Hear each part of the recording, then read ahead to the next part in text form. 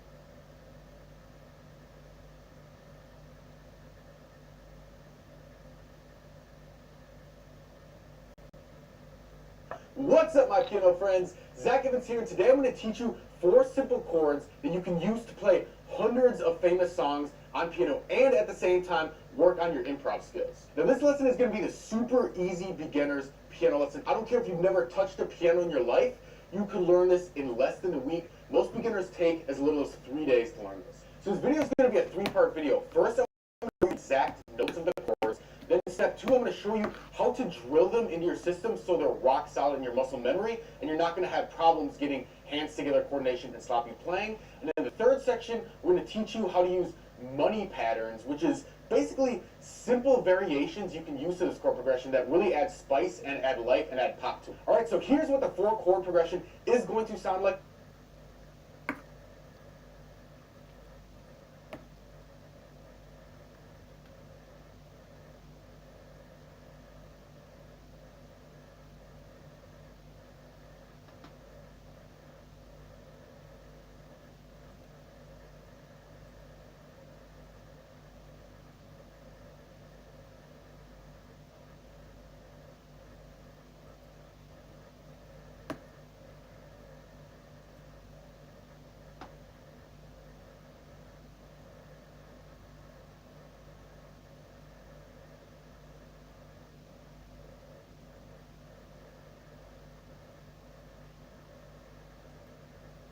I want to talk about some interesting things related to vitamin C.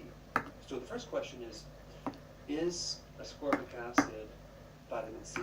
Well, according to the dictionary, it is. But there's an interesting change in the dictionary. Apparently in the older dictionaries, which I have quite a few different dictionaries, the definition of vitamin C is not ascorbic acid. That was actually updated later in the dictionaries. So if you're reading a recent edition of the dictionary, you're going to find that vitamin C is ascorbic acid. But is it really? Does the type of ascorbic acid sold in vitamins nowadays, is that very similar to the vitamin C that is in nature? Well, what you need to know is this.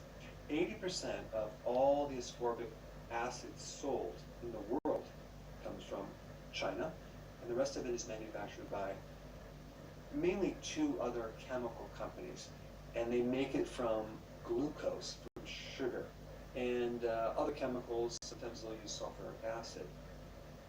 And the sugar usually comes from corn. So is it possible that this manufactured chemical can be the same as the vitamin C you get in nature? In my opinion, it is not the same. It's actually very different.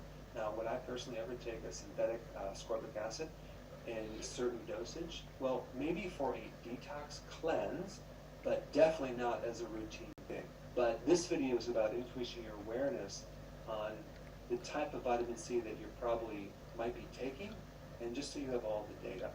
Because when someone tells you that there's no difference between synthetic ascorbic acid and vitamin C, they're both the same thing, well, actually, that's not 100% true. I'm going to put this research right down below. You can check it out. Some real interesting data on vitamin C as far as the research. And the conclusion of a lot of the randomized controlled trials is that there is little to no benefit from taking high doses of ascorbic acid. There's some mixed results with lessening the side effects from cancer, but there is a lot of misinterpretation. And again, I'm going to put that data down below. You should check it out. So the research on colds, cancer, heart benefits, mortality, sports performance, it's very, very minimal, if zero benefit. Now, I think regarding colds, the reason why it may help you is because ascorbic acid is acidic. And I do know that taking an acid tends to put the phagocytes in high gear. It makes them work faster. And the phagocytes are part of the immune system, and it tends to clean up everything. But you could do the same thing with apple cider vinegar. Why would you need to take ascorbic acid? So number 1, little to no benefit. Number 2, most of the vitamin C sold out there is fake, and I'm talking about synthetic, of just 1 part of the vitamin C complex that comes, if we compare this to nature. If we look at nature, vitamin C comes in a complex with different parts. You have the antioxidant part, which is the ascorbic acid. You have other parts like bioflavonoids. You have the J factor, which helps with oxygen. You have vitamin K, which is part of that complex, which helps decrease bleeding. And you also have copper in a certain enzyme form, because most vitamin complexes come with a mineral. But the point is that in nature you have many, many other parts of the vitamin C complex, not to mention all the phytonutrients and the plant-based chemicals that we haven't even discovered yet as well. We're constantly discovering new phytonutrients that come with different vitamins and minerals. So if you were to look at maybe the top 10 sold vitamin C supplements on Amazon and look in the back of the label, you're going to notice that they all say ascorbic acid, but they might add a pinch of rose hips, but they're based on ascorbic acid in large quantities. 500 milligrams to 1,000 or 2,000 milligrams per serving size. Now, normal RDA would be like something like 70 or 80 milligrams, okay? But you're getting 500 to over 1,000 milligrams of the synthetic version of a part of the whole vitamin C complex. Now, this type of vitamin C is very, very inexpensive. It's very, very cheap. And this is why when you buy synthetic vitamin C, it's going to be might be $5, $7, $10 for a whole bottle. Well, that's because the ingredients. So when you get a vitamin, it's very, very important to read the label to make sure that it's not synthetic. Now, of course, I'm not biased of my vitamin C, but I wanted to point out two things. Number one, does it come from real food? Is it a vitamin complex? And does it actually list the type of food that's on there? Does it come from blueberries, acerola berry, strawberry, etc.? And then what form does it come in? Is it freeze-dried? Is it organic? Or is it just conventional? These are all important factors because the thing about vitamin C is that it's destroyed with heat and light. And so this is why when you drink orange juice that's been pasteurized, cooked, you're getting very little vitamin C, unless they add the ascorbic acid back in it as a preservative. The best type of vitamin C that you can get is from food or food-based vitamins. And the food that has the highest vitamin C are going to be leafy greens. It could be in the berries.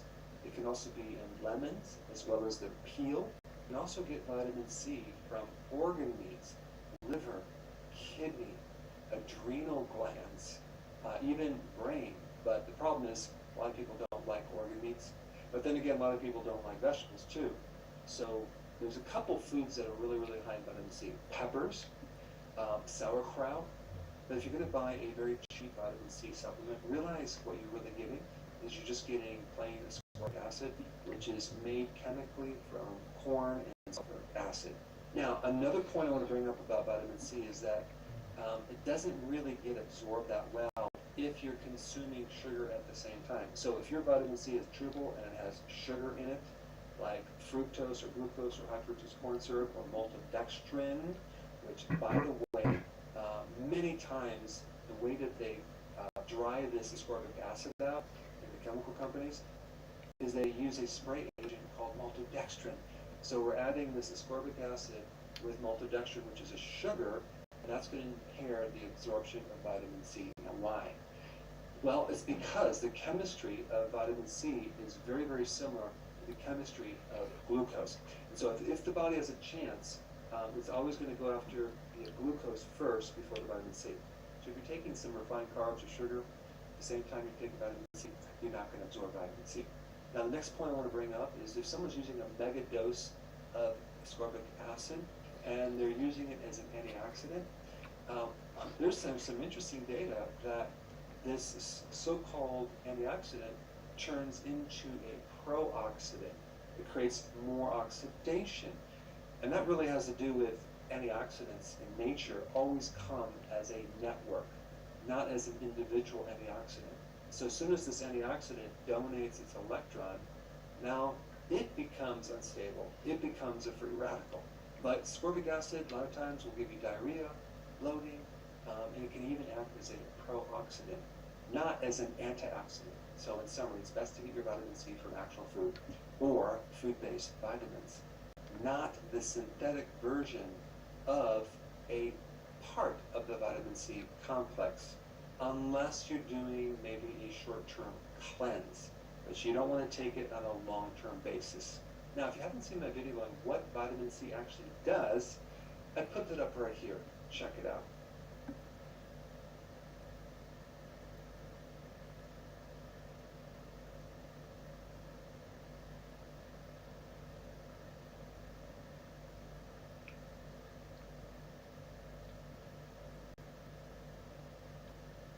Well, you're most welcome to today's talk, Saturday the 2nd of April. Now, the cases are the highest they've ever been in the United Kingdom. They're increasing dramatically in Australia, and I'm expecting the United States to follow suit. There's going to be an increase in cases. This is all driven, or nearly all driven, by the Omicron BA2 variant. I'm also expecting cases to absolutely plunge very shortly in the United Kingdom. And it's good to see that we're not seeing a lot of associated hospitalisations in the UK, so I would expect the United States to follow, and we're seeing very, very low numbers of people in the sickest areas of the hospital in intensive care, which is good. Now I'm going to look at some international data in a minute with some comparisons. I just want to start off with some Zoe COVID symptom data from Professor Tim Spector here. 1 in 15 cases, well, 1 in 15 rather in the UK is a symptomatic case. These are symptomatic cases, of course, from the COVID symptom tracker now. Remarkably high, record high numbers. New daily symptomatic cases of COVID in the UK, as of 2 days ago, 350,000, basically. Up 7% from the last week. The R value is currently 1.1, which means we're going up. Scotland is probably levelled out. Prevalence 1 in 15 symptomatic, and that's based on data from 840 weekly contributors, including me, of course, and hopefully you, and 71,000 nearly recent swabs done on symptomatic cases. So great data source. Let's look at some of the graphics that go with that. So here we see the increase in cases, and it's pretty unambiguous. It's just huge spike in cases. It is starting to level off. If we just look at that, going to the top there, the dots are starting to get a bit closer together. This will be falling, and falling dramatically soon. There's no question in my mind about that. Incident rate by regions in England, so this is different parts of England basically. And we see it's all following the same trend, so this is very, very much a national trend. But are we starting to see cases levelling off in some areas, such as the southeast?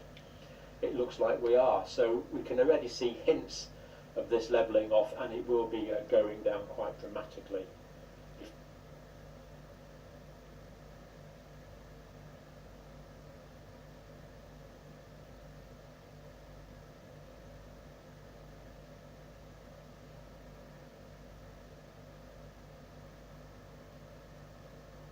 I'm going to teach you an orchestration technique to get a bigger, fuller, and richer sound from the orchestra. We'll listen to examples from film and classical scores, and then I'll show you how to actually use the technique in your own writing. Hi everyone, welcome back to the channel. If you're new here, my name is Ryan, and I write music for film, TV, and video games. Today I'm going to talk about orchestral resonance, which is when you put sustaining parts directly behind moving lines to give them more body and fill up more space. It's kind of like using the orchestra to mimic the sustain pedal on a piano. But because we don't actually have that pedal to just let notes ring out, we have to intentionally write those resonant parts in.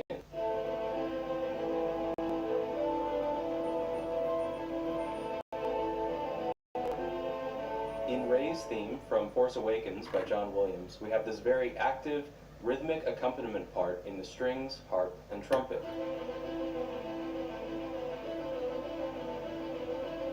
Behind that part, we have these long, sustained chords in the trombones.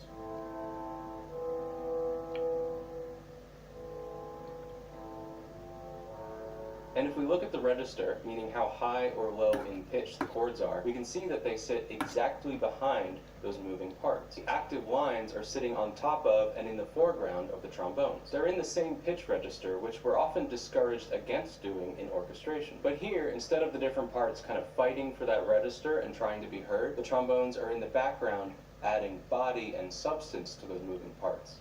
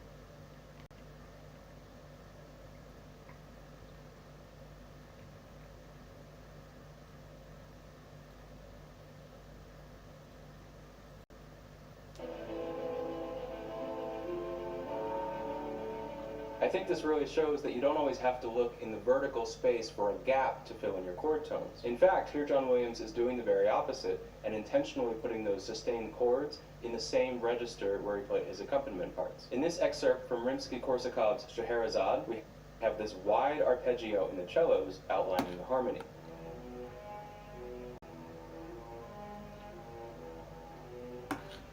And then directly behind that cello part, we have a clarinet and two bassoons sustaining the exact same pitches.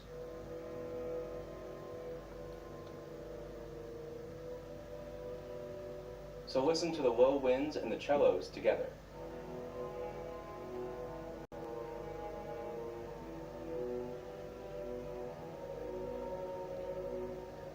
Now, as you listen to the whole orchestra, notice how those winds give it body and fullness, but you can still hear that cello line cut through.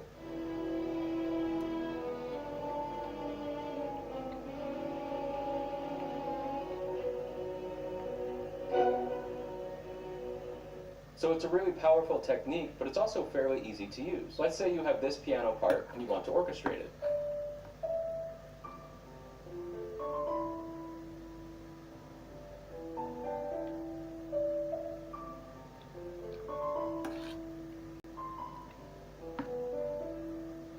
First, we'll choose a lead instrument. It's fairly high and sweet, so how about we go with flute? Next, we need to decide what instruments to use for the accompaniment. Something I found to be a bit counterintuitive is that it can actually sound really good to have your accompaniment parts come from the same orchestral family as your main line. You don't always have to reach for opposite timbres. So in this case, because we have a woodwind in that lead melody, we could also have woodwinds on those accompanying arpeggio. Here, I think clarinet and bassoon would work nicely.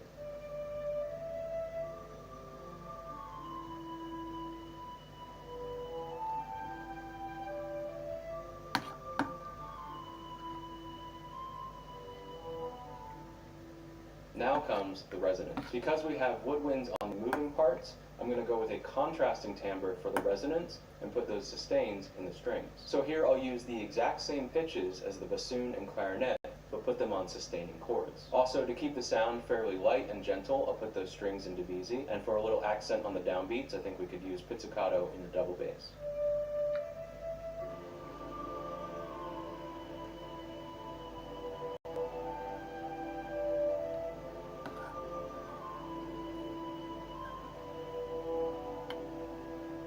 So back to that idea of having similar timbres in your melody and accompaniment, we could actually flip this and make the main sound on strings and the resonance in woodwinds. And remember, in this example, I'm only using notes that were already given to us in the piano part. So first, let's hear just those woodwind chords.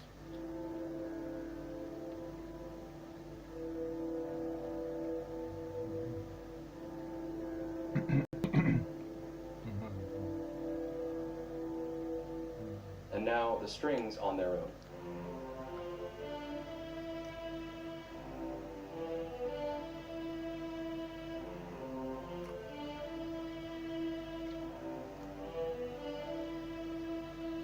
Now, when we listen to it all together, again, feel how those winds add body and fullness and richness, but you're not actually adding any new musical material.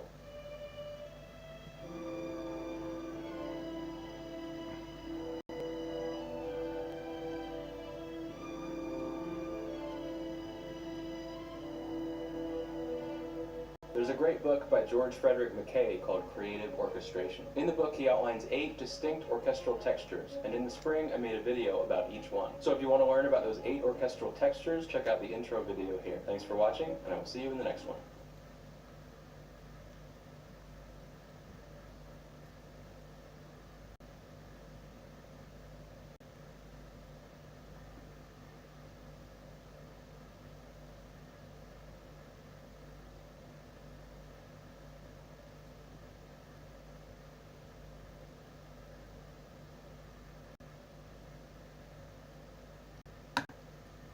I'm going to teach you an orchestration technique to get a bigger, fuller, and richer sound from the orchestra. We'll listen to examples from film and classical scores, and then I'll show you how to actually use the technique in your own writing. Hi everyone, welcome back to the channel. If you're new here, my name is Ryan, and I write. In this video, I'm going to introduce the 8 orchestral textures from George Frederick Mackay's book, Creative Orchestration. In the book, he outlines 8 different distinct ways that you can arrange or organize sounds and instruments in the orchestra for unique textures. So what I'd like to do is explain each texture individually, show an example from the repertoire, and then apply that texture to the theme from Breath of the Wild so we can see how to really use it in an actual context. To keep this video from getting really crazy long, because there are 8 of them, I'm going to put each texture in a separate video, so make sure you subscribe so you can catch each one. So the 8 different textures are monophonic, chordal, polyphonic, homophonic, heterophonic, polythematic, polyrhythmic, and onomatopoeic.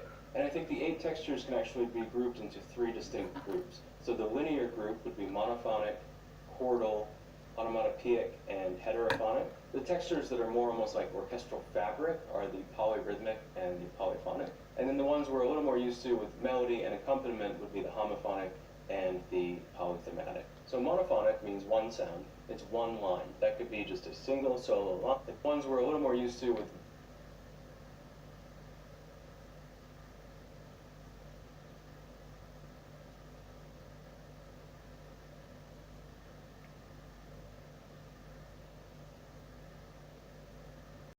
melody and accompaniment would be the homophonic and the polythematic. So monophonic means one sound, it's one line. That could be just a single solo line, or it could mean doubling in unison or doubling in octaves. It sounds a little overly simple and like, yeah, okay, when am I going to use this? But you can actually get a lot of power by just intensely focused octaves. We'll see that in the monophonic video, that you can get kind of your biggest orchestral sound when everybody is really intense on just one pitch. The chordal texture is when you take the monophonic line and stretch it out into 3D or Technicolor, taking that single line and adding harmonies to it.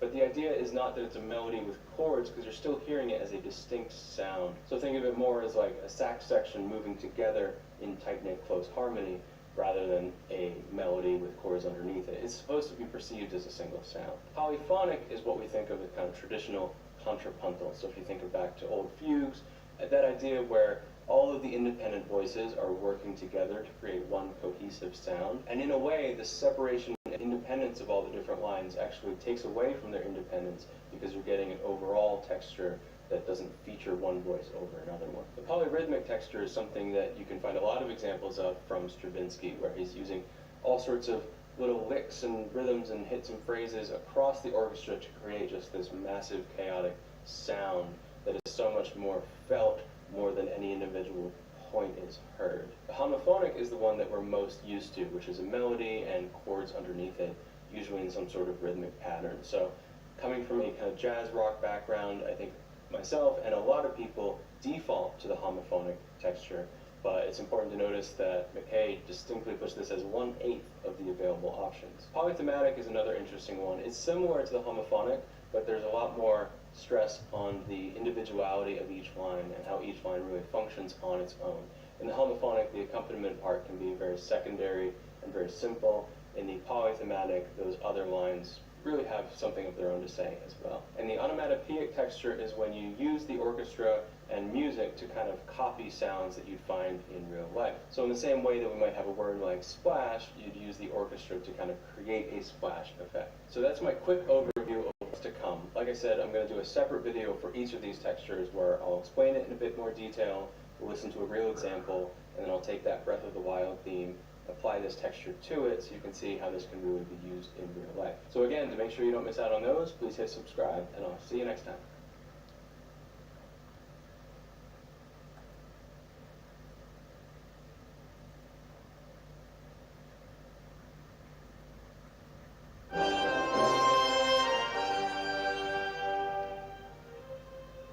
In this video, I'm going to be talking about the monophonic orchestral texture from George Frederick Mackay's book, Creative Orchestration. If you haven't yet seen the video where I introduce the concept of the 8 orchestral textures from his book, I suggest you go check that out. I'm doing a separate video for each of the textures, so this one will focus on the monophonic, and to make sure you catch the other ones when those are ready, please remember to subscribe.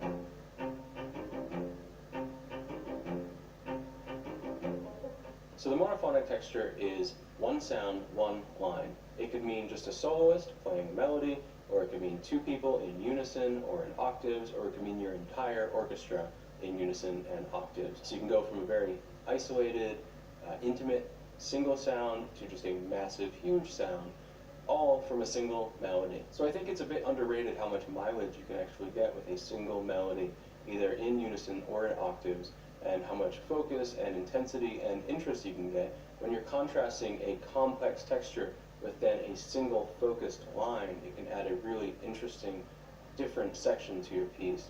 And a lot of pieces will actually start with the monophonic texture at the beginning.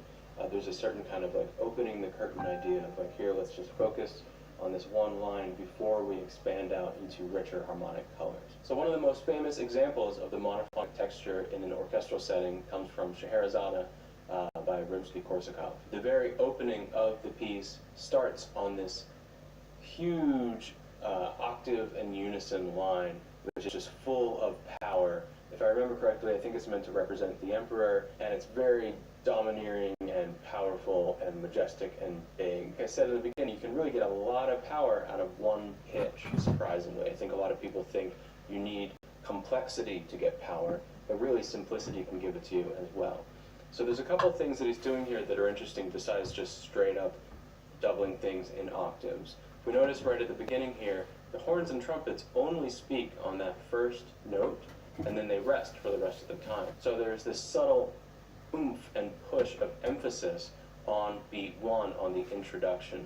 Those beginning and ending points are really great opportunities to use kind of subtle moments to just push distinction and help us feel the form and help us feel the significance of beginning and ending your phrases. So he does that here by giving these instruments a chance to speak on that first note so you really feel it, and then they stay out of the way. The next thing I want to point out is that the top main line has this trill, but on the much lower instruments, on the trombones and on the contrabass, he skips that trill because that would just be kind of thick and muddy and not really a nice, clear, balanced sound. Speaking of balance, his main line is on this E here. That's his top point, and he's got 12 voices, 12 instruments on that line. The next octave down, he has 6 voices. He's got the bassoon, 2 of the horns, trombones, the cello. Then that final octave on the bottom, he just has that low trombone and the contrabass. So there's a bit of a balance from the medium, then half as many for the lower octave, and then even less than half as many for the very bottom. He's able to get a balance that way. So those low instruments really do fill up a lot of space. If he was just literally doubling the same amount of instruments at each range, I think you would get too bottom heavy and thick and muddy a sound. The violins skip out this last note, and I don't think that's for any sort of balanced textural intention other than the line is just out of the range of the violins. You can hear it slightly when I play this back in Sibelius, but when you listen to a real recording, I can't really tell the difference. You can't really tell that the violins have stopped there. It's pretty subtle. What is less subtle is that the violins and all of the brass are completely out on this echo of that final statement. So you can see it's marked mezzo forte as opposed to the fortissimo we started with, and instead of just telling all your players, okay, I want you to be quieter, he's intentionally writing that into the orchestration. So he's using his orchestration to achieve what he needs to musically say. What he's trying to say is, I want this to be quieter. So again, not just telling everybody to play quieter, but also using less instruments. It seems obvious, but you'd be surprised how often sometimes people can overlook the idea that if you want something to be quieter, you just have less people playing. So let's take a listen to this. Again, focus on just how big and powerful it sounds, and also some of those little subtle moments where things are emphasized at the very beginning and then de-emphasized at the very end of it.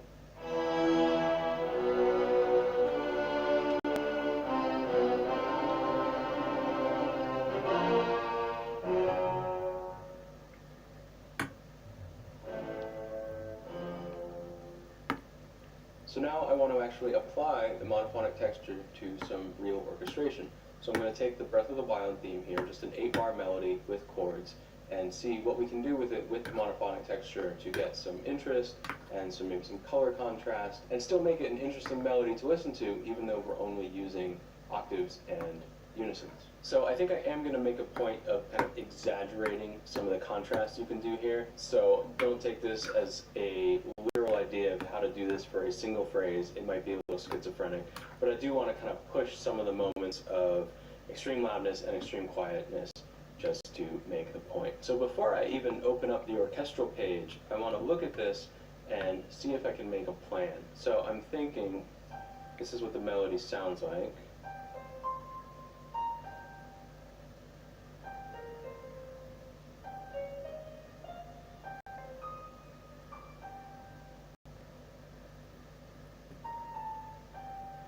So that's what I'm working with. What I'm thinking I will do is really push, like the Scheherazade, really push this huge, really big opening, and then counter that with a sudden drop down to very quiet. Maybe we can swell back up and get huge again, and then do the same thing, and we'll get super quiet for that last phrase. So what that means here is I'm going to want this guy to be in multiple octaves. I won't write them all in. I'll do just that much, at least, to make the point. And maybe this one we're going to make way up there. And I can even put some notes to myself. So orchestral tutti, meaning everybody, which will be the same down here. This guy, I'm thinking just piccolo. Maybe this guy can be the violins, and then on these notes we will reintroduce some of our, so maybe the lower strings and horns can come back in on that. So you can see I've got a plan here without having to look at the complexity of a full orchestral score and just kind of the overwhelmingness that might come from that. I'm just on this single line looking at it like, okay, what am I going to do here?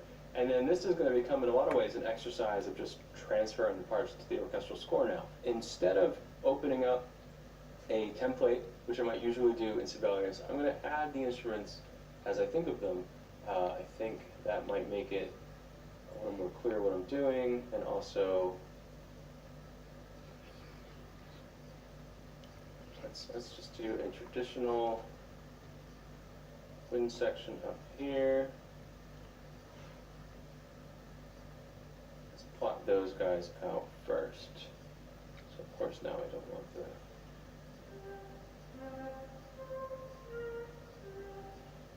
that's our main line, and that will fit well. Get the records. That will fit well on these ranges. B.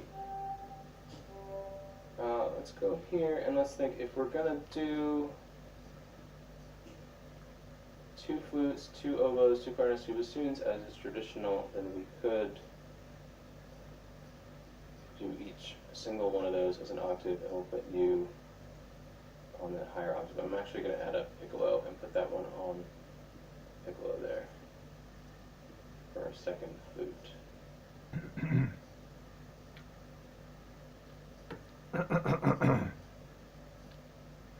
And I think with the violins, I will copy that line on just the flute, and then when we come over here, look at it this way.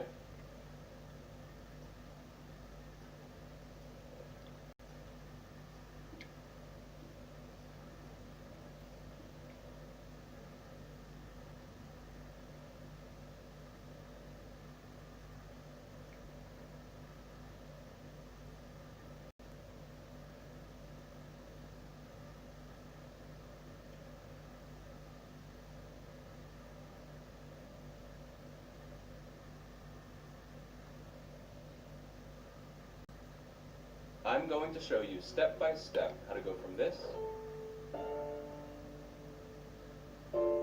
to this.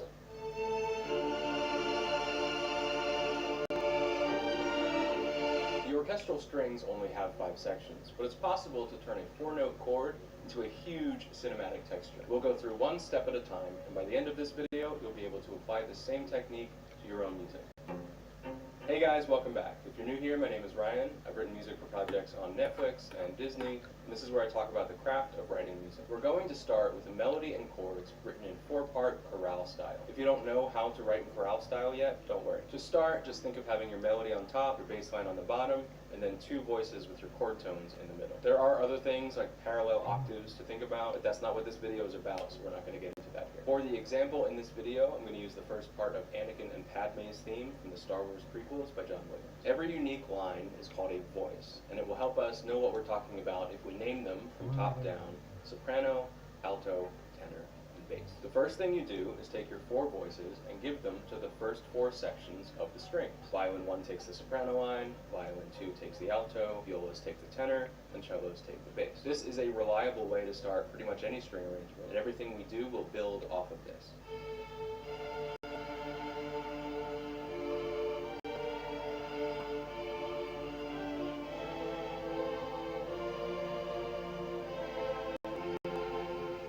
In the book Project Lessons in Orchestration, Arthur E. Heacox emphasizes the importance of filling in your middle to give your orchestration as much resonance as possible. So what he recommends we do is add a 5th voice to fill in any gaps in the middle of the chord. Sometimes there's a space between voices, so that's where you put the filler. And if there is no gap, you just double one of your other voices. Here, the orange line is the filler voice. Sometimes it's between the alto and tenor, sometimes it's between the tenor and bass, and in this part, I even use it to hold the A between the alto and soprano. Heacox says not to worry about parallel octaves or fifths between your other lines. The point here is not to create an independent counterpoint, but to fill in and add body to the chord. So what we do is give the soprano to the first violin, the alto and tenor to the second violins in divisi, the filler line to the viola, and the bass line to the cellos. Splitting the second violins into divisi means that half the players and the bass alto fill in and between the alto and tenor, some of your other voices. Here, the orange line is the filler voice. Sometimes it's between the alto and tenor, sometimes it's between the tenor and bass, and in this part, I even use it to hold the A between the alto and soprano. Heacox says not to worry about parallel octaves or fifths between your other lines. The point here is not to create an independent counterpoint, but to fill in and add body to the chord. So what we do is give the soprano to the first violin,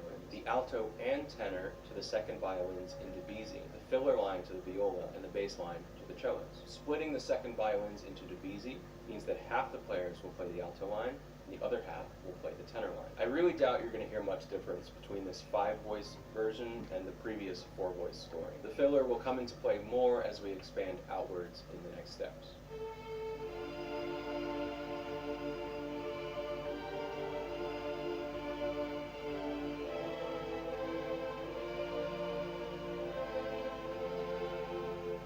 Next, we expand to 6 voices by doubling our bass line down an octave in the basses. This is a pretty common technique that you may already know, although that new filler line adds a bit of weight and support in the middle that keeps it from getting dragged down too much to the low end. Heacox scores this with violin 1 on the soprano, violin 2 divisi on the alto and filler line, viola divisi on the alto and tenor, cellos on the bass line, and the basses on that bass line down. That line adds a bit of weight and support in the middle that keeps it from getting dragged down too much to the low end. Heacox scores this with violin 1 on the soprano, violin 2 divisi on the alto and filler line, viola divisi on the alto and tenor, cellos on the bass line, and the basses on that bass line down an octave. It's worth mentioning that every step of this process is its own legitimate way to score for strings. So for times when you don't need the full epic sound that we're building towards, any one of these middle steps can be a good scoring as well.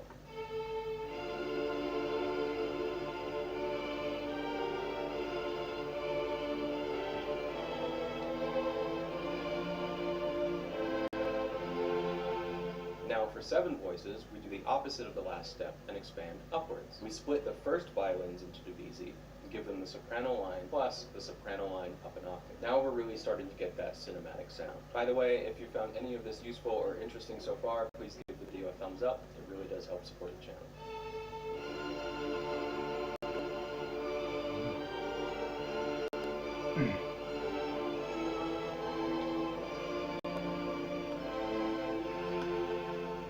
To expand into 8 voices, we do something similar to the last step, but instead of just doubling the soprano up an octave, we're going to double the top 3 voices of the chord up an octave. So the alto and tenor are coming up with us. Keep both of your soprano lines in the first violins so that the whole section is consistently playing the melody. Then give your alto and tenor up an octave to your violin 2 in divisi, your alto and tenor at their regular pitch to the violas into B's. Cello and bass still take the bass line in octaves.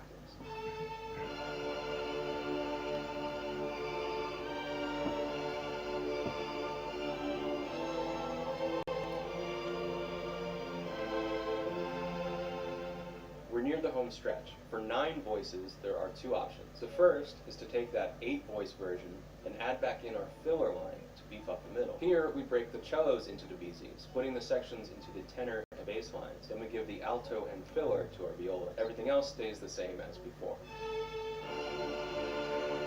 Into the voice. Hear the home stretch. For 9 voices, there are 2 options. The first is to take that 8-voice version and add back in our filler line to beef up the middle. Here, we break the cellos into divisis, splitting the sections into the tenor and bass lines. Then we give the alto and filler to our viola. Everything else stays the same as before.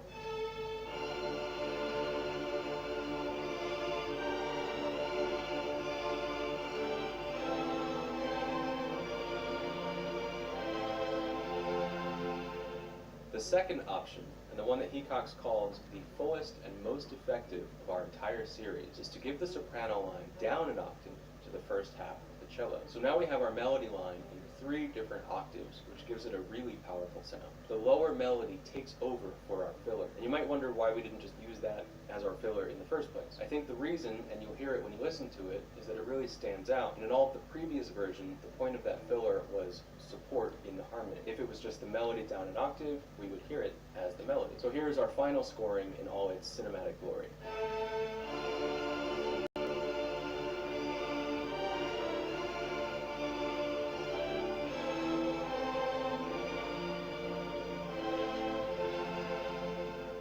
Another great technique to get a big and full sound in your orchestration is to write resonance parts in your other sections. Check out this video here where I talk about what resonance is and how to use it. Thanks for watching.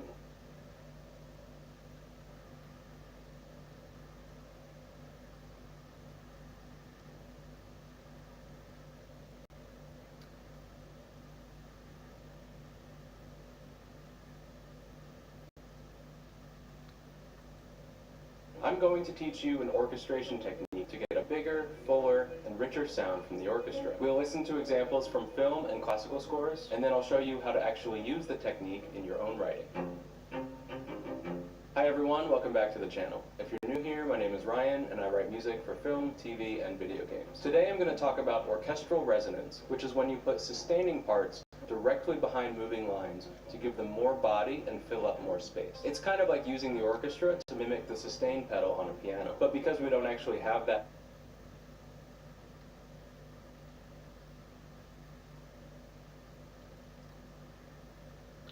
Hi, Demolia.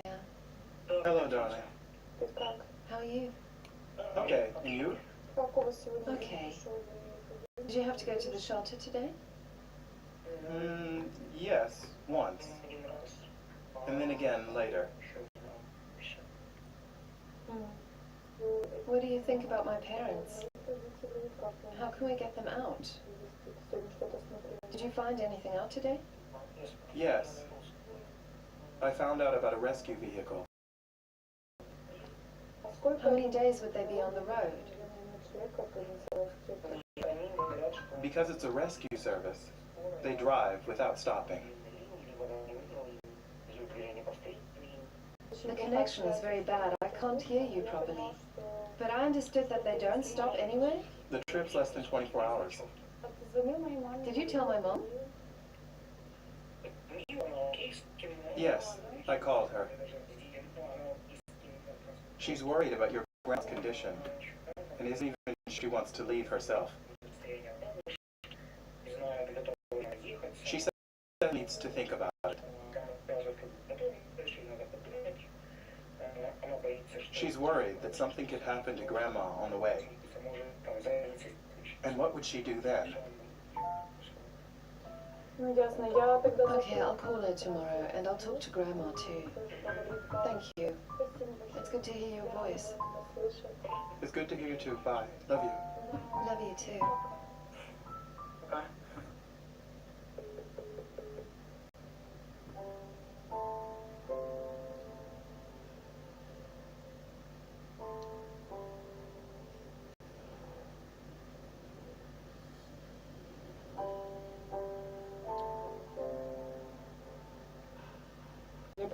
коли їхали. When Dima drove me to the border so that I could leave the country, I was worried that something might happen to him on the way back. Без мене, ніби я When I wasn't there to help, можу, якщо щось трапиться. I was so worried. Хвилювалася і сказала I мені, told him I was sorry for every time we'd ever argued. та йди.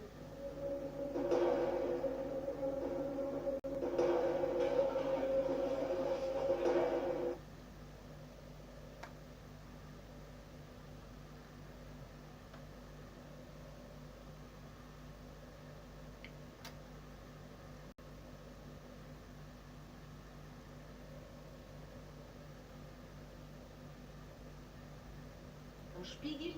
Речь идет о 40 дипломатах. Глава немецкого МИДа цифр не называла, но факт высылки прокомментировала весьма эмоционально. Кадры из Бучи свидетельствуют о стремлении к разрушению, которое переходит все границы. Поэтому мы объявили значительное количество сотрудников российского посольства нежелательными. Мы будем инициировать дальнейшие шаги вместе с нашими партнерами. Мы еще больше ужесточим существующие санкции против России, решительно расширим нашу поддержку украинских вооруженных сил, а также укрепим восточный фланг НАТО. А на восточном фланге НАТО уже готовится, цитата, к полной изоляции России. Украинский замминистра инфраструктуры утверждает, что Прибалтика перекроет все автомобильное сообщение с Россией и Белоруссией. На вопрос, неужели правда, Вильнюс несколько замялись, но подтвердили, что дискуссии идут. Мы сейчас со своей стороны наблюдаем за тем, как же будет в итоге решен вопрос о торговом фланге. Да, понятно, что без общего решения всех стран Евросоюза, как бы хотелось там Польше и Литве заключить, скажем так, Калининград в некую торговую блокаду, это делать не получится. Мы с этой стороны надеемся на благоразумие наших соседей, на понимание того, что в принципе ничего этим особо не добьются, потому что Калининград к этому готовился достаточно давно. Тем временем в Киев, на подступах к которому, как утверждают прибалтийские страны, творится форменный ужас, Вильнюс возвращает своего посла. Он эвакуировался еще в середине февраля, а вот теперь готов вновь насладиться видами Крещатика. То ли без него в борьбе с Россией киевскому режиму никуда, то ли страшилкам собственного министра, обустроенной в Буче бойне, не верит даже сама Литва. Анастасия Ефимова, Вести. После короткой рекламы эфир продолжим программу «Вести» дежурной части.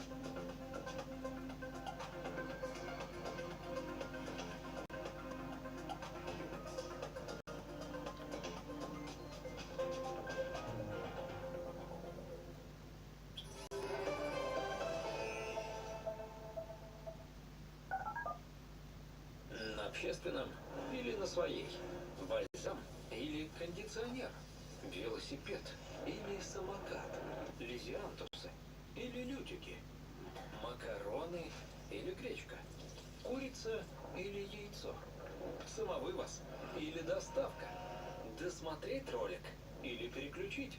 Мы понимаем, сколько всего вы решаете в течение дня, поэтому карта МИР каждый день работает для вас. Платежная система МИР. А сага больше не сага. Когда ты экономишь до 63% за 5 минут на финуслугах.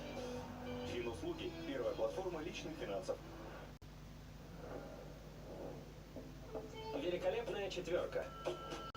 Интерактивное ТВ, мобильная связь, онлайн-кинотеатр и домашний интернет в одном пакете стали еще выгоднее. Потому что с Ростелекомом вы можете сами настраивать скорость интернета, управлять количеством минут, выбирать пакеты ТВ-каналов интерактивного ТВ и фильмов в онлайн-кинотеатре Винг и платить только за то, чем вы действительно пользуетесь. Великолепная четверка. Управлять значит не переплачивать. Ростелеком. Технологии возможностей.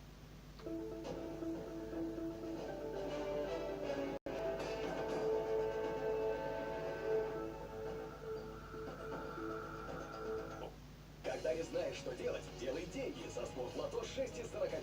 Покупай билет всего за 30 рублей. Выигрывай целых 100 тысяч ежедневно. Покупай где удобно. Команда ВТБ. Переведите пенсию в ВТБ и получайте от нее больше. Оформите мультикарту ВТБ для пенсионеров, и банк начислит вам 2000 рублей. И впечатляющая ставка по накопительному счету. В ВТБ все получится легко. Большому надежному банку важно быть от человека на расстоянии вытянутой руки. Как Совкомбанк. В 3 минутах, в 2 кликах, по одному звонку. Чтобы оформить вклад и повышать процентную ставку. Совкомбанк. Ближе к людям.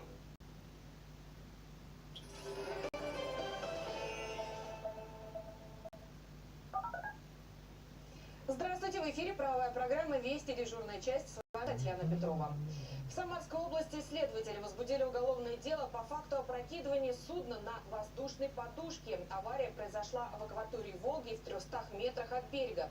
Сейчас водный транспорт осматривают водолазы. В МЧС сообщили, что в результате аварии никто не пострадал. Сотрудники регионального следственного комитета уже работают на месте происшествия. На реке Волга, вблизи города Самара, перевернулось судно на воздушной подушке, совершавшее рейс по маршруту Рождественно-Самара. Спасатели вывезли на сушу 12 человек. На месте работают следователи, выясняются все обстоятельства происшествия. Следователи намерены допросить капитана судна, изучить показания свидетелей и проверить судовую документацию. Уже назначены экспертизы, которые помогут точно установить причины аварии. Наступившее потепление превращает российские дворы в опасные зоны. Снежные лавины огромными пластами обрушиваются с крыш домов на землю. Как защитить свои права, если на голову свалился снежный ком? Из кого требовать возмещения ущерба? А также, за что в Казахстане пациент убил известного врача-гастроэнтеролога? Об этом и многом другом расскажем сразу после короткой рекламы. Оставайтесь с нами.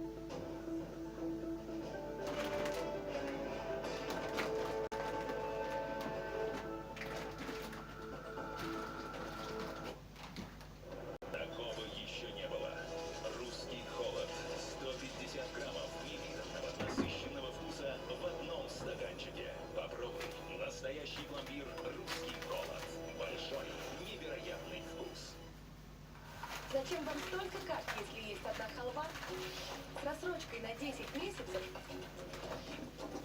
и халва с кэшбэком до 6%? Все, что мне нужно от разных карт, есть в халве. Всего одна карта для всего.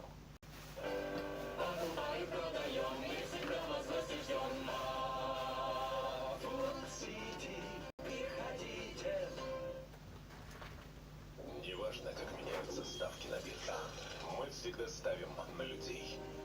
Для нас уверенность не просто слово. Мы ценим традиции и смотрим за горизонт. Строим будущее, вкладываем в нашу землю и растим богатство. Для нас состояние — это не миллионы, а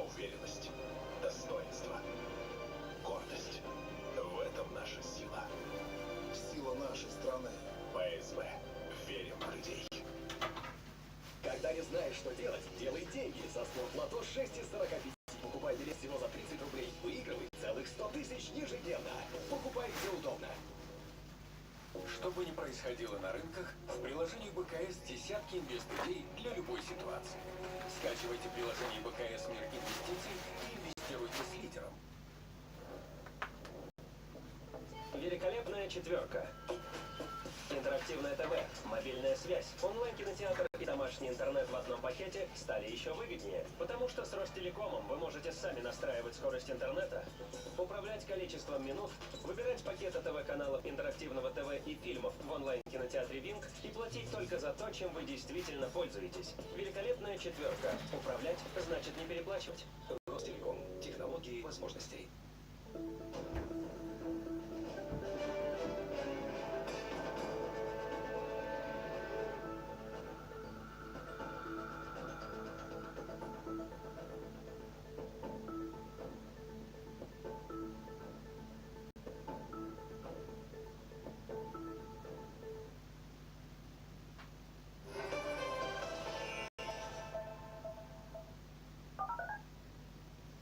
С вами правовая программа «Вести», дежурная часть. Мы в прямом эфире и продолжаем наш выпуск. Главное управление Следственного комитета России возбудит уголовное дело в отношении мэра Днепра Бориса Филатова в связи с его публикацией с призывом убивать россиян по всему миру. Такое поручение дал глава ведомства Александр Бастрыкин. Следователи дадут правовую оценку высказываниям Филатова. В рубрике «Военные преступления» репортаж Максима Шевченко.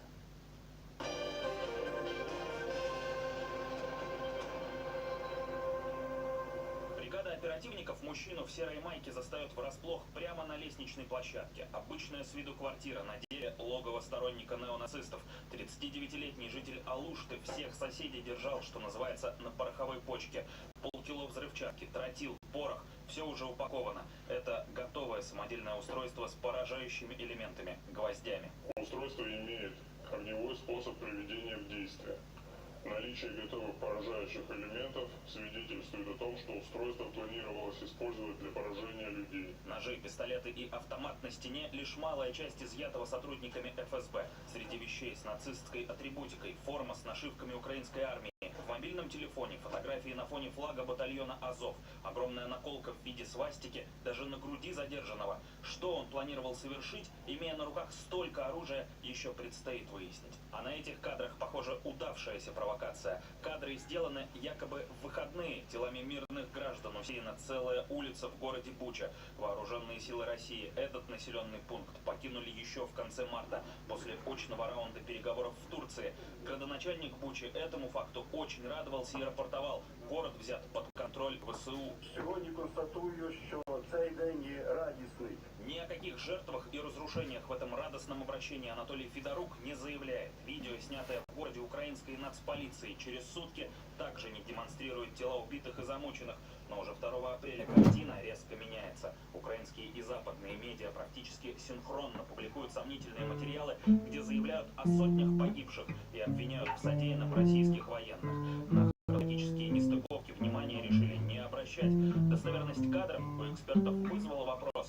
Почему одежда у несколько дней лежавших на асфальте чистая, следы крови свежие, а якобы убитые в кадре шевелят руками и ногами? Согласно данным Министерства обороны Российской Федерации, все опубликованные киевским режимом материалы о преступлениях российских военнослужащих в указанном населенном пункте не соответствуют действительности и имеют провокационный характер.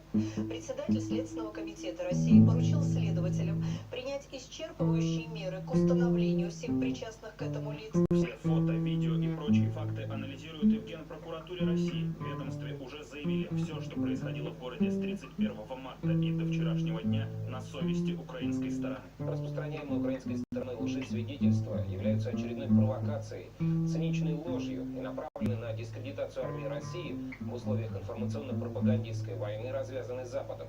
Обстоятельства создания и публичного распространения указанной заведомо ложной информации под видом достоверных сообщений будут установлены им, безусловно, будет дана соответствующая уголовно-правовая оценка. Российскими дипломатами было предложено рассмотреть тему детально на заседании Совбеза ООН, однако эту инициативу блокировали, по крайней мере, до 5 апреля. Тем временем глава МИДа Сергей Лавров уже расценил происходящее в Буче как провокацию, угрожающую международной безопасности. Но не только эти события привлекли пристальное внимание следователей. Заинтересованные лица враждебную политику продолжают продвигать и в интернете. Глава украинского города Борис Филатов, который, не оставаясь в стороне, активно участвует в оперативных брифингах и дает интервью украинским телеканалам, на этот раз в текстовом сообщении для подписчиков в запрещенной в России соцсети заявил: пришло время холодной ярости. В свойственной управленцу манере глава Днепра призвал соотечественников атаковать россиян по всему миру в неограниченных количествах. Таким откровенно жестоким словам теперь правовую оценку давать будут в Следственном комитете. Глава ведомства Александр Пострыкин уже распорядился провести все необходимые следственные действия и возбудить уголовное дело, очередное в списке уже зафиксированных военных преступлений Украины.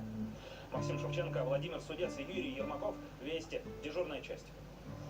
В городе Свободной Амурской области по горячим следам задержан подозреваемый в двойном убийстве. Напомню, накануне в подъезде одного из домов были найдены тела мужчины и женщины. Пару застрелили. Что известно о задержанном и почему он решил расправиться со своими пожилыми соседями, расскажет Алина Скачкова. Маленький город Свободный, Амурская область. Несколько нарядов полиции и бойцы СОБРа оцепили территорию гаражного массива. В одном из боксов заперся подозреваемый в двойном убийстве. Он вооружен и агрессивен. Около 2 часов мужчину уговаривали сдаться. Попросил его об этом даже его отец. Не сработало. Тогда, чтобы в прямом смысле выкурить осажденного, сотрудники Росгвардии бросили в трубу дымовую шашку. Мужчине пришлось открывать дверь. Да, открыли. Наконец-таки его все-таки по действительности поймали, сейчас эту машину вытащат и все. Вооруженного мужчину блокировали в его собственном гараже. После продолжительных переговоров гражданина задержали при силовой поддержке службы управления Росгвардии. Изъято оружие, владельцем которого являлся задержанный. Так совершилась финальная стадия операции по задержанию подозреваемого. А началось все с тревожных сообщений жителей этого дома. Шокированные люди наперебой звонили в полицию и сообщали об убитых мужчине и женщине, тела которых нашли в подъезде. Жуткие новости разлетелись и в социальных сетях. По городу ходит мужик с пистолетом, убил 2. Подобные сообщения очень быстро появились во всех чатах Свободного. Такого в маленьком городке раньше никогда не было. Люди на всякий случай начали предупреждать друг друга. Выходить на улицу просто опасно. Мотивы двойного убийства выясняют криминалисты. По одной из версий, Дмитрий Жуков якобы зачем-то начал стрелять из ружья на лестничной клетке. На шум выбежала соседка. Недавно она приехала из Москвы, чтобы ухаживать за пожилой мамой. Мужчина выстрелил в нее несколько раз. Женщина закричала на помощь, бросился местный житель, бывший военный, но вооруженный человек хладнокровно убил и его. Личность подозреваемого установили быстро. Очевидцы узнали в нем таксиста, который проживал в этом же доме с матерью и, по слухам, нередко проявлял агрессию. Возбуждено уголовное дело по призыву преступления, предусмотрено пунктом А части 2 статьи 105 Уголовного кодекса, убийство 2 лиц. Пока внятно объяснить обстоятельства произошедшего таксист не смог. Известно, что выстрелы он произвел из оружия, которым владел на законных основаниях. И это, кстати, вызывает вопросы к ответственным органам. Кто и как выдал лицензию человеку, возможно, с психическими расстройствами. По решению суда окончания расследования таксист будет дожидаться в СИЗО, но за решеткой может остаться надолго. За двойное убийство мужчине грозит пожизненное заключение. Алина Скачкова, Владимир Судец и Юрий Ермаков. Вести. Дежурная часть. В Москве 11-летняя девочка попала в больницу с сотрясением мозга и черепно-мозговой травмой после того, как ей на голову с крыши дома рухнул снег. А в Новосибирске аналогичный случай произошел с женщиной. Сейчас за ее жизнь борются врачи. Наступившее потепление превращает российские дворы в опасные зоны. Снежные лавины огромными пластами обрушиваются с крыш домов на землю. И не всегда об этом есть предупреждение коммунальных служб. Как защитить свои права, если на голову свалился снежный ком? И с кого требовать возмещения ущерба? Репортаж Александр Мостовой. У нее сломано 5 ребер. Она лежит, не может дышать. Дочь Натальи Князевой – жертва оттаившей снежной глыбы в Новосибирске, которая рухнула с крыши, когда девушка заходила в подъезд. Ледяная масса придавила ее настолько сильно, что врачам скорой пришлось укладывать пострадавшую на носилки. Травмы оказались слишком серьезными. Одну операцию ей сделали, ногу собрали, штырь поставили, положили на вытяжку, у нее бедро раздроблено, кость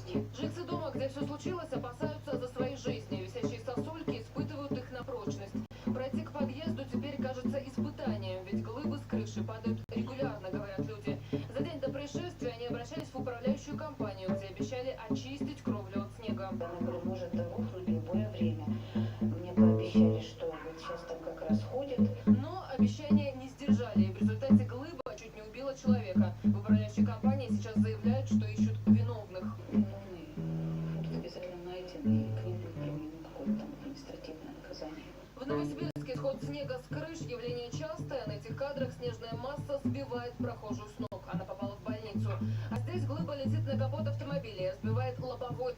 За своевременную очистку крыши дома. Кадры из Кемеровской области. В Новокузнецке ледяная глыба чуть не проломила голову прохожей. Ее спасли считанные сантиметры. А в Киселевске заледеневший снег рухнул на козырек подъезда и оборвал провода. Весь дом оказался обесточен.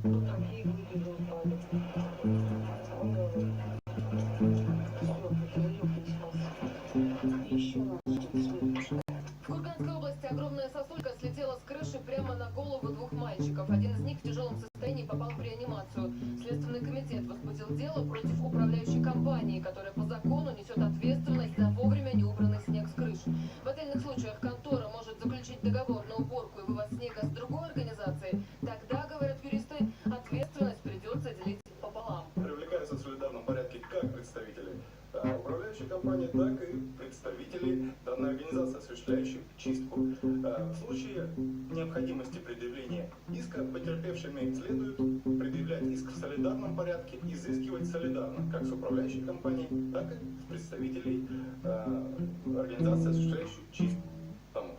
Из-за человеческой халатности глыба может и убить. На востоке Москвы снежная масса обрушилась на женщину, она скончалась на месте. Любопытно, что в тот момент территория была огорожена. Рабочие чистили снег, но почему-то не заметили проходящего мимо человека. А в самом центре столицы после падения снега с крыши дома пострадал 11-летний ребенок. Девочка попала в больницу. Угроза, которая нависает над пешеходами, да и над автомобилистами, реально именно в эти дни, ведь на смену холодам идет весеннее тепло. Счастье, когда для попавшего в ледяную передрягу все закончилось ссадинами или царапинами. Но эксперты рекомендуют тем, кто оказался вот такими вот лавинами, настоятельно обращаться в суд с жалобой на ответственную сторону. Александр Мостовая, Иван Зуев, Вести, дежурная часть. В Казахстане, в городе Алматы, убит известный врач-гастроэнтеролог Юрий Шумков. В него выстрелили из охотничьего ружья. Сразу после ЧП в городе был объявлен план перехвата. Полицейским довольно быстро удалось задержать подозреваемого в преступлении. По рабочей версии следствием оказался бывший пациент доктора. Чем медик мог ему не угодить, разбирался Андрей Романов. С ружьем наперевес мужчина в черном торопливо идет по внутреннему дворику частной клиники в Алмате. Человек на записи предположительно только что совершил убийство. Дойдя до ворот, он возвращается, заглядывает в будку охраны и только убедившись, что она пуста, покидает территорию медучреждения. А вот вероятный убийца, не пряча ружье, уже идет по улице и садится в автомобиль, который тут же трогается с места. Неприметную легковушку полицейские задержали через час в другом районе города. Что происходит? Кого-то поймали. Сейчас полицейские выясняют, кто был за рулем машины, на которой уехал киллер, его сообщник или таксист. В багажнике легковушки оперативники нашли разобранное ружье, оснащенное оптическим прицелом. А вот и сам задержанный, которого местные жители окрестили снайпером, сидит на земле в окружении бойцов спецназа. Запястья мужчины скованы наручниками. Это преступление раскрыто по горячим следам. Подозреваемый был задержан на территории Алатауского района Алматы в результате введенного в городе специального плана «Перехват». Орудие преступления изъято. Мотив убийства устанавливается.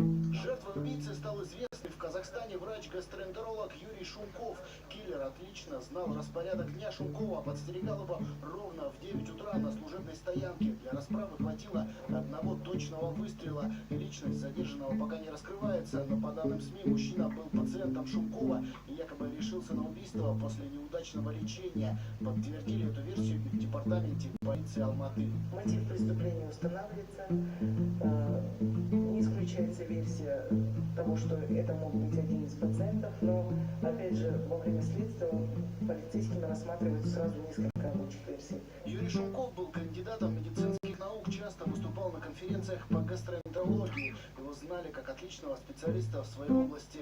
Вот только судя по отзывам с сайта частной клиники, где Шумков принимал пациентов, люди часто оставались недовольны консультацией доктора. Мне кажется, его уровень и метод лечения ничем не отличается от простого сельского врача. Только громкое название клиники Институт гастроэнтерологии и очень умное выражение лица Шумкова – высокомерие.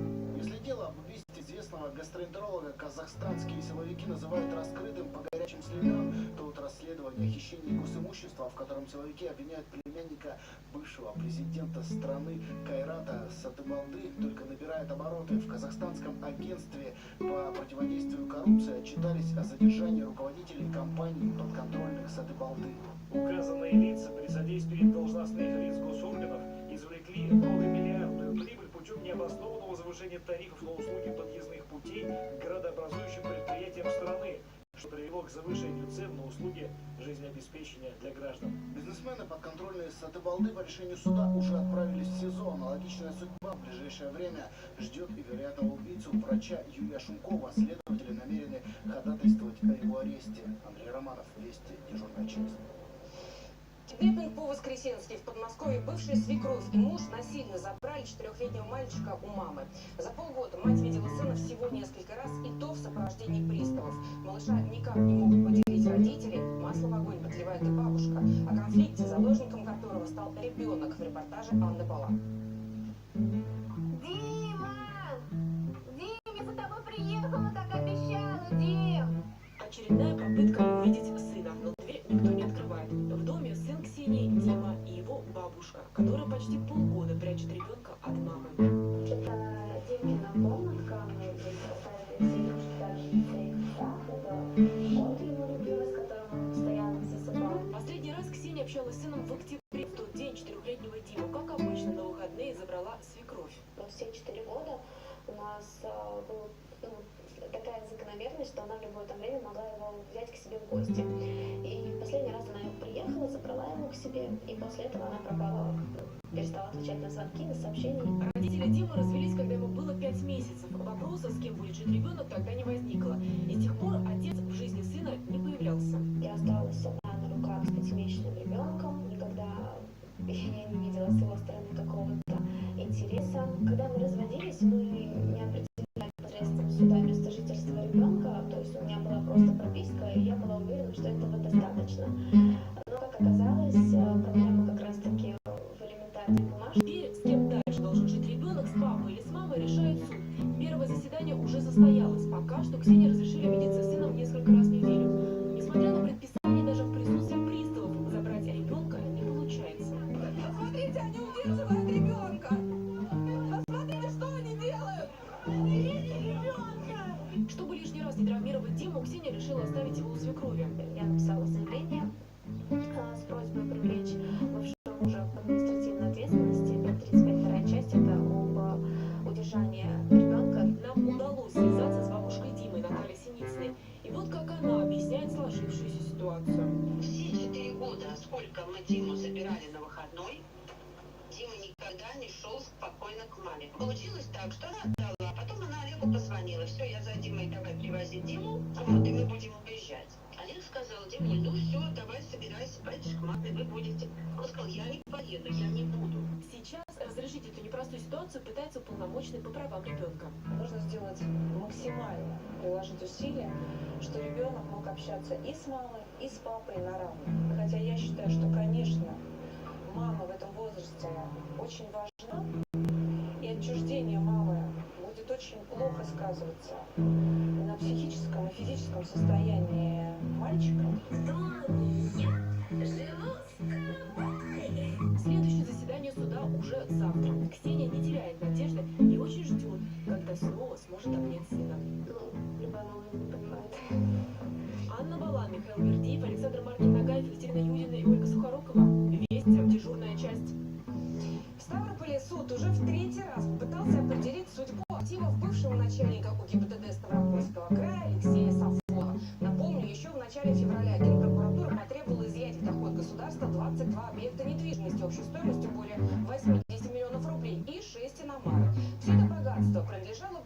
гаишнику и его родственникам.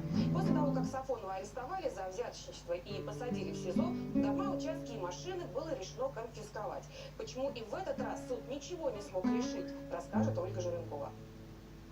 Пунктуальностью супруга бывшего начальника УГИБДД Ставрополя Алексея Сафонова Елена Псел, вероятно, не отличается. В здание промышленного суда Ставрополя дама явилась за 3 минуты до начала заседания. Фемида вот уже 3-й месяц решает судьбу имущества Сафонова и его близких. Сам полковник в СИЗО. А вот госпожа Псел, похоже, не торопилась на процесс. Все перебирала документы в коридоре и смеялась с адвокатом. Откуда у вас средства, которые на покупку всего этого имущества? На протяжении долгих лет, начиная с 2007 по 2019 год, я занималась предпринимательской деятельностью. То есть у нас было ИП с моей мамой. Один объект недвижимости, в их числе несколько квартир, домов, 6 элитных автомобилей. Гособвинение полагает, что все это богатство общей стоимостью 83 миллиона рублей было нажито нечестным путем. Генпрокуратура требует обратить имущество в доход государства. Громкое задержание на тот момент начальника УГИБДД региона Алексея Сафонова и нескольких его подчиненных произошло в июле минувшего года. По версии следствия, главный региональный автоинспектор выстроил настоящую преступную схему и зарабатывал буквально на всем. Например, с его ведома изготавливали и продавали спецпропуска для перевозчиков. Бумага давала гарантию проезда без досмотра через стационарные и передвижные посты ГИБДД. Не исключено, что транспортные компании под видом зерна привозили запрещенный груз. Из Астрахани могли везти рыбу и черную икру, из северокавказских республик опасный спирт, который потом расходился по всей стране. О коррумпированности и взяточничестве минувшим летом рассказывали сами дальнобойщики. Кто это не знает? Все есть. Есть? Конечно. Сколько стоит? Не знаю. Ну, с коллеги же рассказывали наверняка.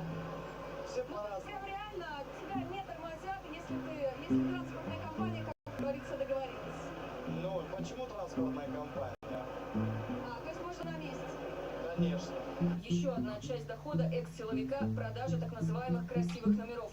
Самая дорогая комбинация с 3 семерками или цифрами 001 якобы стоила от 150 тысяч рублей. Дополнительная наценка за регион цифры 26 еще плюс 100 тысяч. Бизнес на красивых номерах и пропусках-вездеходах приносил хорошую прибыль Алексею Сафонову. Кадры интерьеров полковника летом поразили многих. У силовика была даже личная купель. Вероятно, в ней главный инспектор региона омывал свое тело от грехов. В интервью местным журналистам он признавался, перед щедрыми подарками устоять могут не все. К сожалению, не все сотрудники госинспекции могут устоять перед предложением и получают денежное вознаграждение.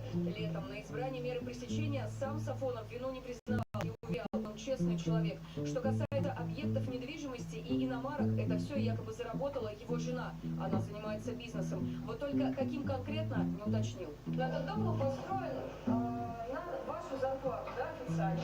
Я в этот дом пришел, когда он был построен 5 лет назад. Что касается судебного заседания по обращению имущества бывшего силовика в доход государства, гособвинители предъявили обновленные материалы. По данным СМИ, была найдена ранее неизвестная недвижимость. Сторона ответчиков попросила отложить заседание для ознакомления с материалами. Суд согласился. Так что это еще не финал. Похоже, у честного появилась недвижимости еще на несколько переносов рассмотрения дела в суде. Все эти объекты по некоторым данным после его ареста заботливые родственники попытались спрятать. Следующее заседание назначено на 13 апреля. Ольга Жеренкова, Таисия Золотарева, Сергей Клинков. Вести, дежурная часть. Наша программа всегда доступна на медиаплатформе «Смотрим». Установите приложение на своем телефоне или смотрите нас на сайте смотрим.ру. В студии была Татьяна Петрова. До встречи на телеканале «Россия-24».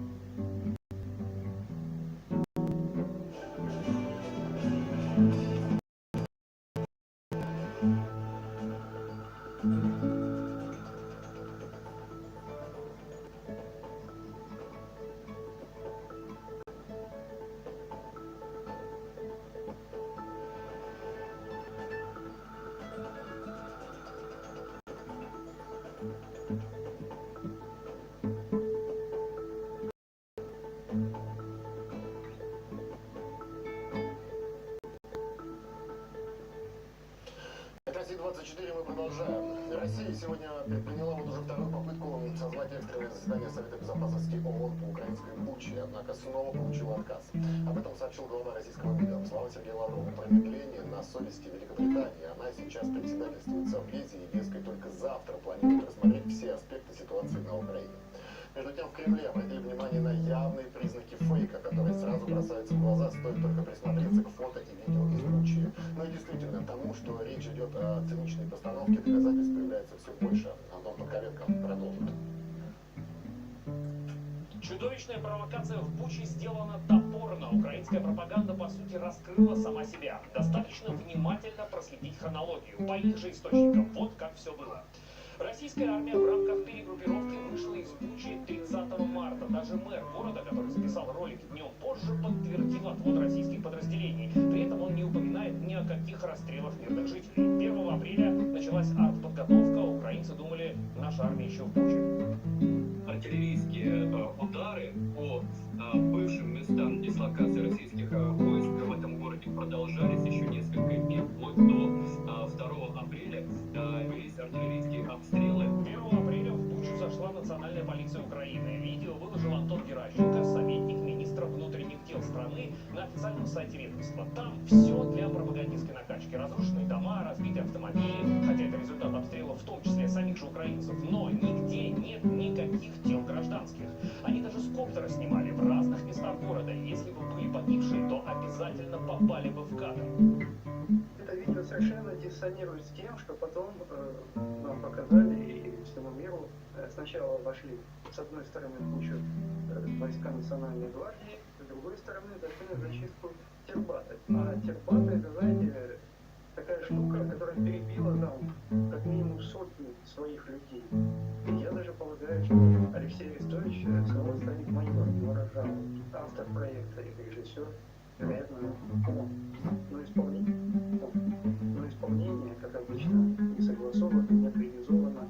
Жители Бучи, у которых брали интервью во время полицейского рейда, ни слова не говорят про убийство. По их словам, максимум, что делали русские, это срывали национальную символику. В чатах жителей тоже нет ничего про якобы расстрелы ни 1, ни 2 апреля, когда в городе объявили, а потом неожиданно отменили комендантский час. Как будто что-то скрыть хотели. Может, тогда и сняли то самое страшное видео с убитыми мирными гражданами по обочинам. В Бучу вошли подразделения территориальной обороны, киевской территориальной обороны. Это были различные отряды, в том числе неонациста по кличке Боцман. Он в России известен как Малюта. Это бывший деятель РНЕ, который долгое время жил в Беларуси. С 2014 года воюет в батальоне Азов и сейчас возглавляет киевскую тероборону. Неонацист Сергей Коротких, он же Боцман, он же Малюта, зачистил у себя в аккаунте это видео, а вот в сети оно осталось.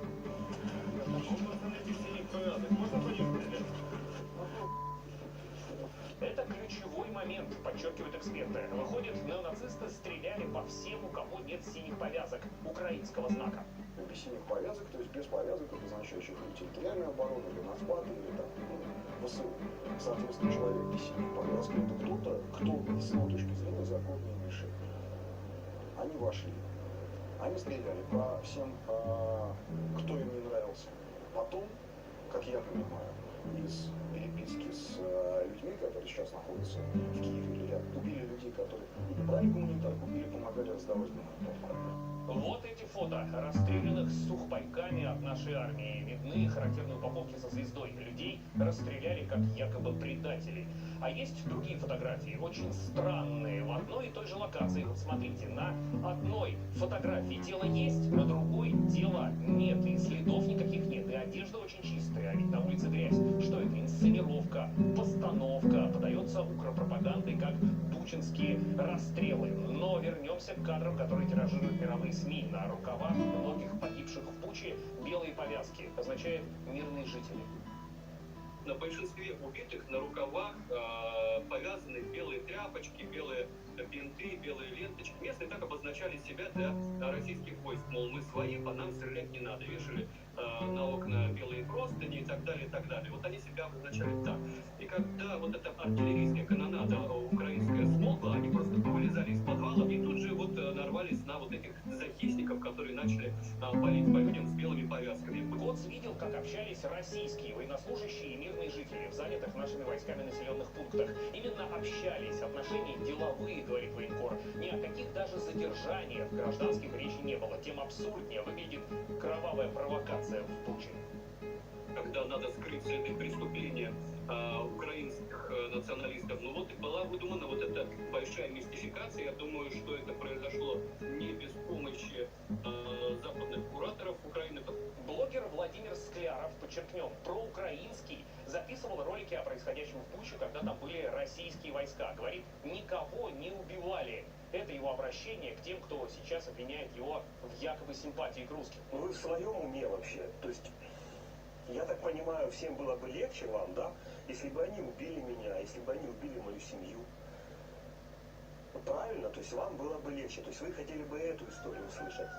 А то, что не убили, это плохо, видимо, так получается. Российская прокуратура проанализирует историю в Буче и примет меры, чтобы выяснить, кто причастен к созданию провокации. Тербаты же явно только исполнители. Согласно данным Министерства обороны Российской Федерации, все опубликованные киевским режимом материалы о преступлениях российских военнослужащих в указанном населенном пункте не соответствуют действительности и имеют провокационный характер. Председатель Следственного комитета России поручил следователям принять исчерпывающие меры к установлению всех причастных к этому лиц, а также даче их действиям правовой оценки в соответствии со статьей Уголовного кодекса Российской Федерации, предусматривающей ответственность за публичное распространение заведомо ложной информации о действиях вооруженных сил Российской Федерации. А тем временем в Википедии уже сляпана статья про резню в Буче, где все нужные Западу акценты расставил библиотекарь из Мельбурна Бернард Лайон. Он автор этого текста. Как видно по соцсетям, Лайон ходит на пикники с неким Дэвидом Мэтьюсом, явно военным, судя по профилю. Ну а кому симпатизирует Австралия в рамках Тихоокеанского пакта, известно. Но вашингтонские медиатехнологи, похоже, не просчитали, что нацполиция и тербаты не договорятся, кому и когда какое видео выкладывать, дополнив провокации в Буче список преступлений киевского режима. Но также факты лжесвидетельств о ситуации в Буче прокомментировала Генеральная прокуратура России. Ведомство обещает в ближайшее время дать уголовно-правовую оценку действиям тех, кто публично распространяет недостоверную информацию. Распространяемые украинскими